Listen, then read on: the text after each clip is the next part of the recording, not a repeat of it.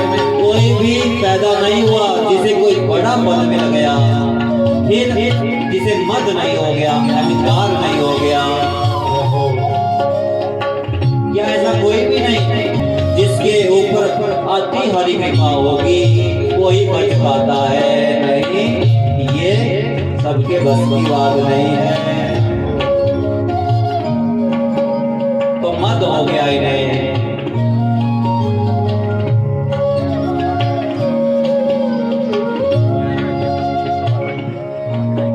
अपनी कन्या सती मैया का विवाह शंकर भगवान से किया है। एक दिन की बात है, एक घटना घटी।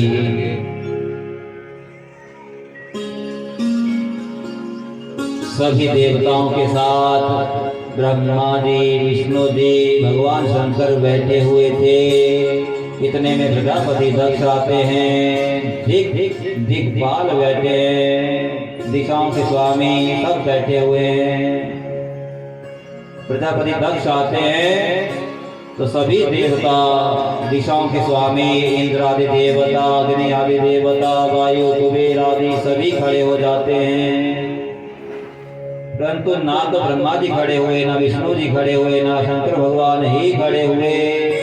तो ब्रह्मा जी को तो कुछ नहीं कहा, बोले ये पिताजी हैं, कोई बात नहीं, खड़े नहीं हुए चलेगा, पिताजी का सम्मान हमें करना चाहिए। और ये भगवान नारायण श्री हरि तो ब्रह्मा जी के भी पिताजी हैं, तो बोले ये नहीं खड़े हुए तो कोई बात नहीं, पर इसको तो मैंने देखो कन्या दी है। बोली शंकर भगवान की। इसे तो मैंने कन्या दी है, और देखो ये कितना अशिष्ट है, इसको कोई आचरण का पता नहीं है, शिष्टाचार का पता नहीं है। इसने तो दिक्पालों की कीर्ति को भी नष्ट करने का प्रयास किया है। ये मेरा जवाई है, इसे बड़ा होना चाहिए था मेरे सत्कार में। मैं तो पहले ही से कन्या नहीं देना चाहता था, ब्रह्मा जी के कहने पर मैंने बेकार में ही अपनी कन्या सती का हाथ इसके हाथों में थमा दिया। इसके देखो तो सही लक्षण, बंदरों की जैसी आंखें हैं, मरकट लोचना, ऐसा लिखा है। बोले बंदरों की जैसी इसकी आंखें हैं, नंग धड़ंग रहता है, शमशान में लेटा रहता है, और वैसे इसके गढ़ है, भूत प्रेतों के साथ ये वहाँ कभी हंसता है, कभी रोता है, मतवाला सा रहता है। नाम तो इसका शिव है, शिव का अर्थ होता है मंगल। सारे कार्य इसके अशिव ही हैं, अमंगल ही हैं। जब इस तरह से महादेव की निंदा सुनी, नंदी जी महाराज ने शाप दे दिया, जाओ तुम कितने बड़े कर्मकांडी हो, तुम्हें कभी तत्व ज्ञान न हो, तुम्हें मोक्ष न मिले। नंदी जी ने शाप दिया तो भृगु आदि अन्य प्रजापतियों ने भी शाप दिया सभी शिवगणों को, बोले तुम अनाचारी हो जाओ, गदाचारी हो जाओ, अभक्ष्य भक्षण करो। तो इसलिए घोर पंथ आदि देखे जाते हैं, कुछ भी खाते हैं तो शाप लगे हैं। उस सभा में शापाशापी हो गई। भगवान शंकर मौन होके वहां विद्यमान रहे और वहां से चुपचाप चले गए। बोले अधिक रहूंगा तो यहाँ झगड़ा होगा, चुपचाप निकल लेते हैं। तो दक्ष ने मन में ठान लिया, साफ भी दिया कि इन्हें यज्ञ का भाग, तुझे यज्ञ का भाग ना मिले। इंद्र आदि देवताओं को जो भाग मिलता है, उनके साथ जो आपको भाग मिलता है वो आपको ना मिले, मैं साफ देता हूँ। और ऐसा ही ऐसे ही यज्ञ का आयोजन किया। कहाँ? कनखल क्षेत्र में, हरिद्वार के पास कनखल पड़ता है, वहाँ ये यज्ञ हुआ।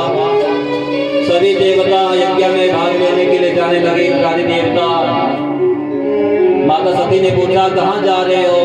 बोले ऐसे ऐसे आपके पिताजी के यहाँ यज्ञ हो रहा है। माता सती ने सोचा अरे यज्ञ हो रहा है, हमें नहीं बुलाया। अच्छा भूल गए होंगे। महादेव से कहा कि हमें वहां अवश्य ही जाना चाहिए। भगवान शंकर कहते हैं देवी जहाँ से बुलावा न आया हो वहां नहीं जाना चाहिए। तुलसी कहाँ न जाइए, कंचन वर से मेह आवत ही आर से नहीं।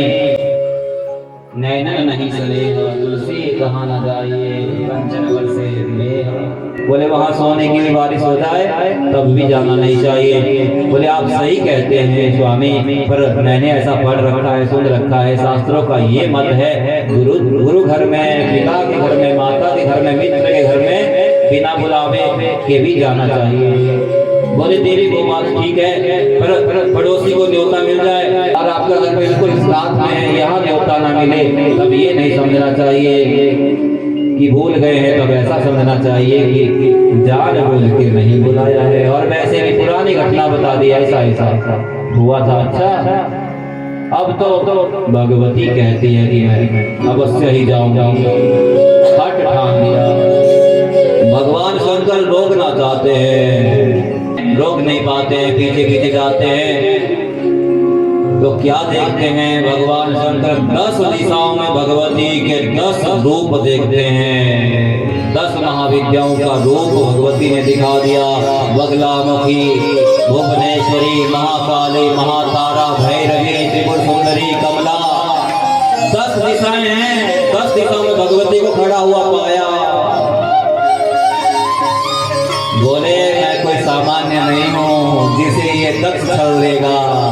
आपने भी मेरी तपस्या की थी, ये पुराणांतर से कथा सुना रहा हूँ, देवी पुराण आदि से। आपने मेरी तपस्या की थी इसलिए आपकी पत्नी बनी, उस दुष्ट ने मेरी तपस्या की थी तो पुत्री बनी, अब उसको सबक मैं सिखाऊंगी। मैंने उसे यही वरदान दिया था, तभी तक तेरी पुत्री रहूंगी जब तक तू अपमान नहीं करता है। अब आपकी अवमानना की है तो ये मेरा ही अपमान। तो ऐसा लिखा है कि भगवान शंकर भी स्तब्ध हो गए भगवती के उन रूपों को देखते। भगवती सामान्य नहीं है, उनसे कोई भूल नहीं, वो स्त्री हट नहीं है, वो जग जननी का हट है। भूल मत कीजिए, ये रहस्यवाद की लीलाएं हैं।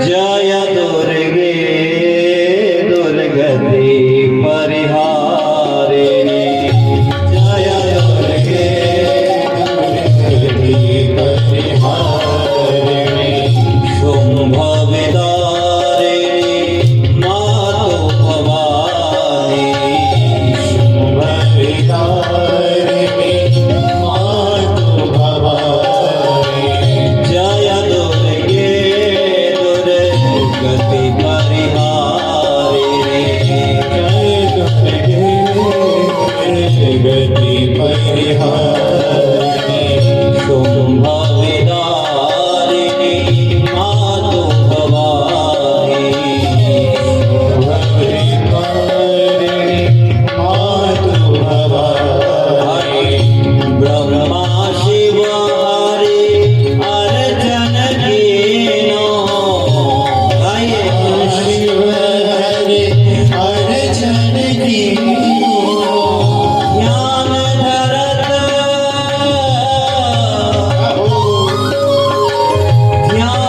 धरत सुर नर मुनि ज्ञानी, जय दुर्गे दुर्गति परिहारिणी, जय दुर्गे दुर्गति परिहारिणी।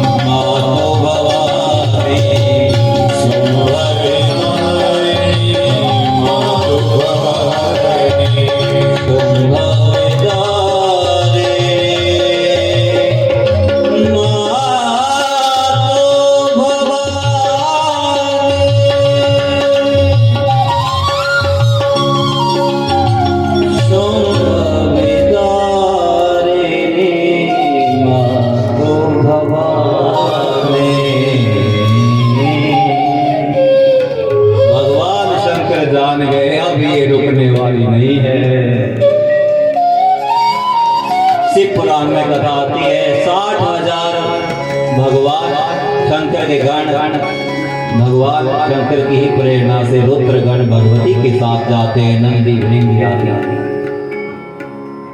बोले जाओ अब देखना ये क्या करना चाहती है, ये क्या करेंगी। सभी शिवगण रुद्रगण कनखल की और माता सती के साथ माता सती के पीछे पीछे चलते हुए यज्ञ भवन में प्रवेश किया। किसी ने कोई सम्मान नहीं किया। बहनें देखती हैं और मंद मंद मुस्कुराती हैं, देखो तो सही, को बुलाया भी नहीं है, मन ही मन मुस्कुराती है, अच्छा अच्छा ठीक है, आओ आओ, ठीक है, बढ़िया। और मन ही मन देखो तो सही, बुलाया भी नहीं है, आ गई है ये। जद्यपि जग दारुण दुख नाना, सब ते कठिन जाति अवमाना। यद्यपि संसार में बहुत सारे दुख हैं, पर सबसे अधिक दुख यदि है, सबसे अधिक कष्ट यदि होता है तो अपनों के द्वारा ही। जब अपनों के सामने कोई व्यक्ति अपमानित होता है, तिरस्कृत होता है, इसके बराबर दुख नहीं है। आज भगवती ने इस दुख का भी सामना किया। बोले कोई बात नहीं,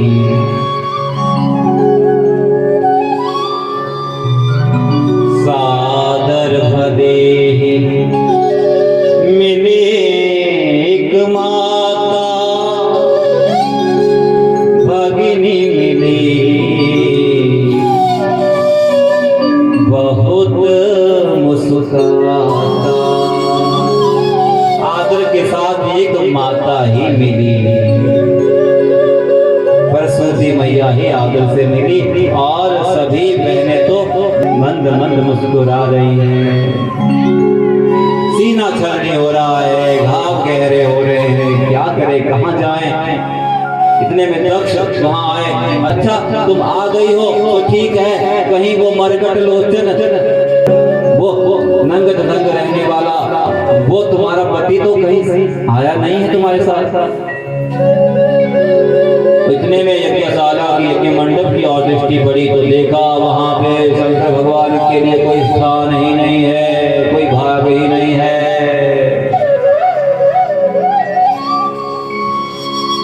अब भगवती रौद्र रूप धारण करती है, वीर रस से सने हुए वचनों का प्रयोग भगवती करती है। सुनौ सभा सद सकल मुनिंदा, कही सुनि जिन्हा शंकर निंदा। सो फल तुरत लहब सब काहो, भली भांति पछताव पिता हो। जगदात्मा महेश पुरारे, जगत जनक सब कई हितकारी।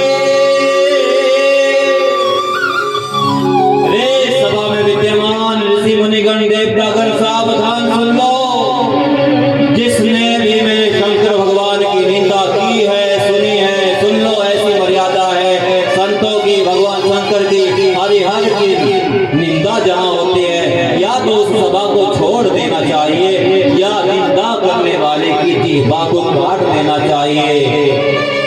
मेरे महादेव, मेरे शंकर केवल मेरे पति नहीं, जगदात्मा महेश पुरारी, वो पूरे संसार के स्वामी है। मेरे मूर्ख पिता ने उनकी अवमानना की, उनकी निंदा की है, और मेरी ये देह इस दुष्ट पापी दक्ष के शुक्र से संभव हुई है, पैदा हुई है, इसलिए आज मैं इस देह का ही त्याग करती हूँ।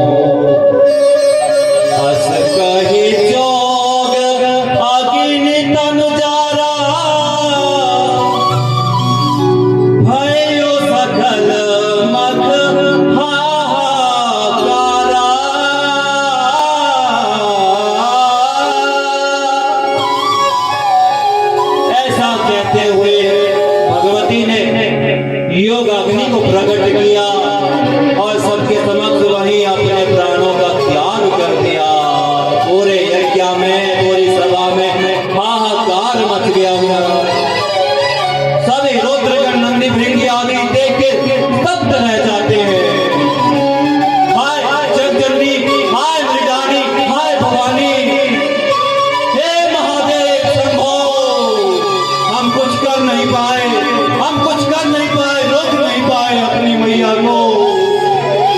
ऐसा आवेश आया 20,000 गणों ने तो अपने खड्ग से अपना शीश काट दिया। हम कुछ कर नहीं पाए महादेव।